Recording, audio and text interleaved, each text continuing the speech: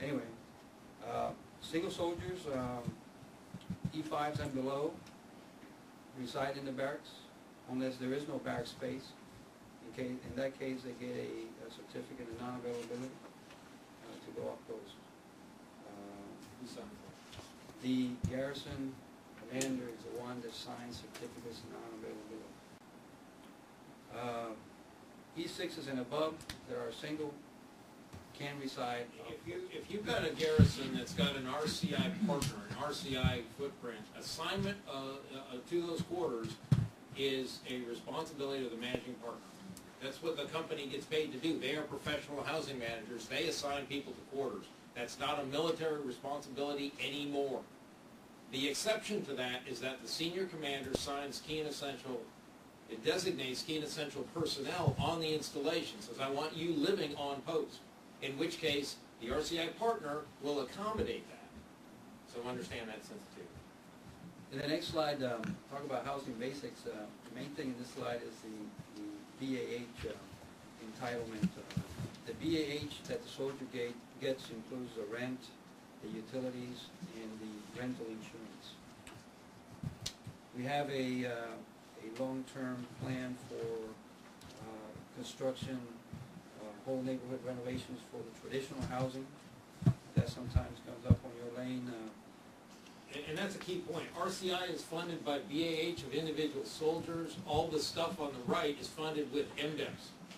It's funded with Army Family Construction and Army Family Operations dollars. So that's direct funded dollars that come from Maxim down to Garrison to run an Army Family Housing operation that's non-RCI.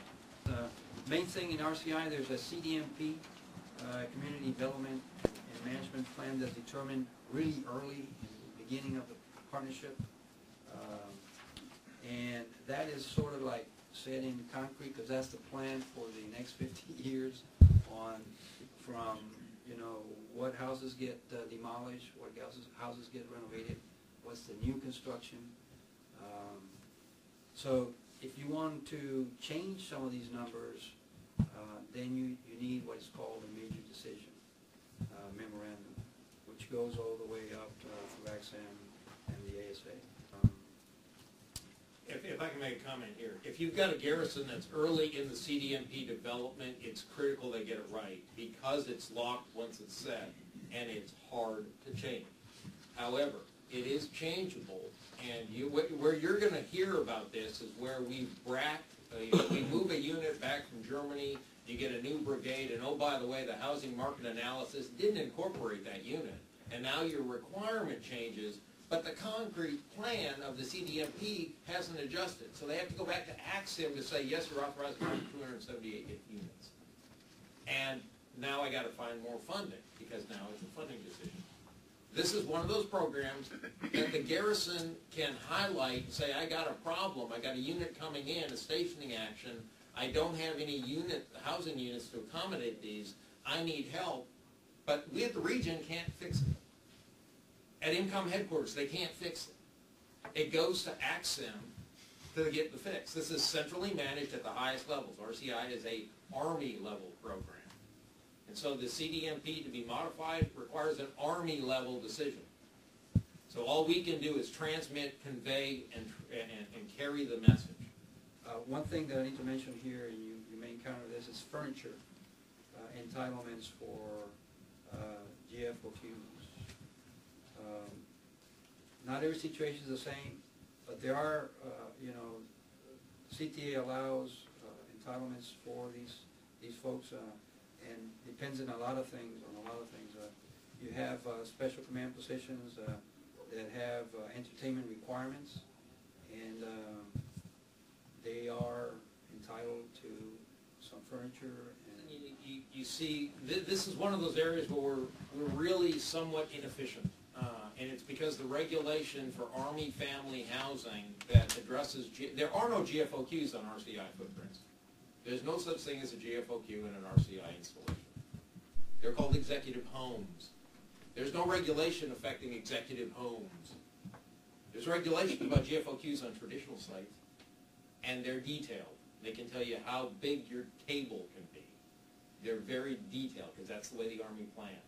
But on RCI footprints, there's no such thing as a GFOQ. So the AR for GFOQ management doesn't apply.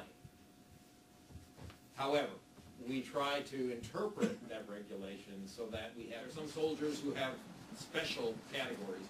But in most cases, you're not supposed to send people off post until you've filled up all your barracks.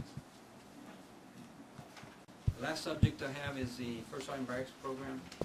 This is a program that it's been running on fumes the last 3 years. It's been funded, but the future is uncertain on it. And folks in the garrison manage the barracks. We've gone from the units and the mission side, managing the barracks, to the government housing managing barracks. This was done because of mainly the war. I mean, the units were stretched to with you know what their duties were, and housing management was an additional thing that they didn't need to be doing. And this program put the onus on the housing office and the UPH branch to sign, to inspect, to furnish, to repair the barracks. And the housing office does that with the personnel they have based on this FSBP program.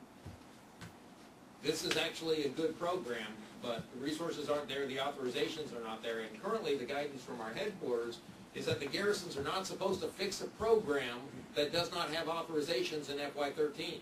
And you're going to find garrisons who are going to say, I don't care what the Army says, I'm going to keep my program.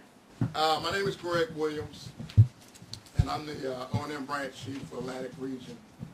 And as far as my background, I've got a civil engineering degree from Virginia Military Institute. I'm a registered project management professional. I'm also a certified energy manager. I've got over 25 years of experience in facilities, operations and maintenance, planning, design, construction. Today I'd like to start by explaining the makeup of the operations and maintenance branch, or OMB, at the region level.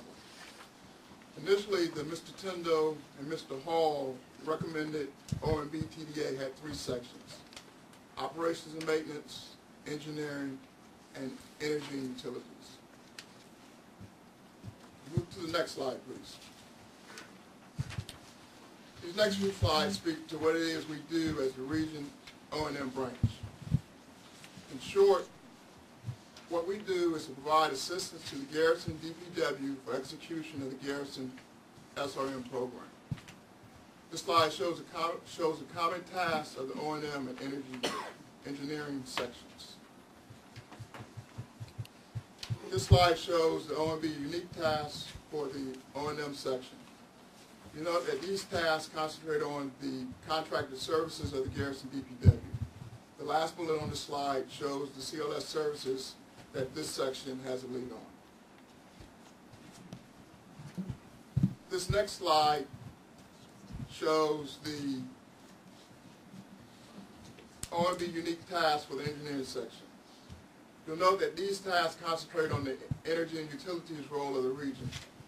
Speaking of which, bullet 2 mentions the Army Energy and Water Reporting System.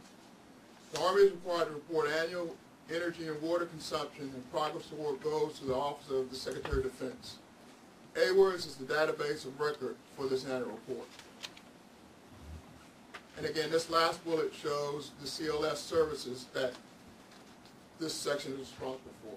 And as Vince alluded to, out of the 20-some-odd CLS services that PW is responsible for, half of them come out of the operations and maintenance branch with our 4-person staff. Again, our ultimate role is to assist the DPW with SRM project execution. In order to execute an SRM project, the DPW needs 2 things: project execution authority and project execution funding. These next 2 slides address how we can assist the DPW with obtaining execution authority and funding. I've titled these slides as touch points because these are the major contact areas between the region, operations and maintenance branch, and our DPW counterparts at the garrison. These are also the major areas that we request you, as the RIST, reach out and touch the DPW to ensure that they're tracking on the correct path to obtain the proper project approval and funding. The first step in the project approval process is to determine the proper work classification. The work classification determines who has project approval authority and what type of funding can be used to execute the project. Per AR 420-1, the garrison staff officer charged with facilities engineering, housing, and environmental support is responsible for this function. In other words, the garrison director of public works is responsible for work classification. So that's not the region staff, that's not the headquarters staff at INCOM or AXIM. We're here to provide guidance and recommendation on work classification. We're not the work classifiers. And I emphasize this point because incorrectly classifying a project could jeopardize the entire project execution process and the career of the DPW because of Anti-Deficiency Act violations. So in short, if a project is established to correct a failed or failing property facility component, it typically would be classified as a repair project. If the project doesn't involve a failed or failing existing component, then it typically would be classified as a construction project. Now, let me close out work classification by again saying that I need your help with work classification by asking the DPWs, how do they classify the work? And remember, failed or failing is most likely repair. If it's not failed or failing, it's most likely construction. Next, I'd like to talk about the delegation of authority for SRM project execution. In short, the INCOM CG has SRM project approval authority. D6 has delegated this authority to the garrison commander as follows: $5 million for maintenance repair, $750K for construction, which does not add to the building square footage. So again, the garrison commander's approval authority is $5 million for maintenance repair, $750 for construction, as long as that construction does not add to the footprint of the building. The bottom line is the new rule is set up by INCOM. It's got 3 points to it. Point 1, 4283 must be established to document the requirement to include the proper work classification. Point 2, project is entered into PPS. And George mentioned earlier what PPS is. And PPS is a database of record for all INCOM construction and repair projects. It's where projects has visibility at INCOM and AXIM levels above garrison. The third thing we need is the formal project approval request from the garrison to headquarters INCOM. It can be done via email, and we need to be on the CC of that email from the garrison to headquarters INCOM, and this is where we can engage to make sure things are going as the garrison expects them to go. And again, this is where we need your help in 3 areas. Making sure that there's a valid, or making sure there is a 4283. I don't need you guys to validate the 4283. Just ask, do you have a copy of the 4283? They give you a copy, then we know at least they're working on getting the proper project approval. Need to make sure the project's in PPS. Then finally, you need to make sure we're on the email loop when they send their project approval request from the garrison to the headquarters. So again, that's where I need you guys' help as the RIST. Now, with all that said, phase 1 of project execution, which is to obtain project execution authority, is complete.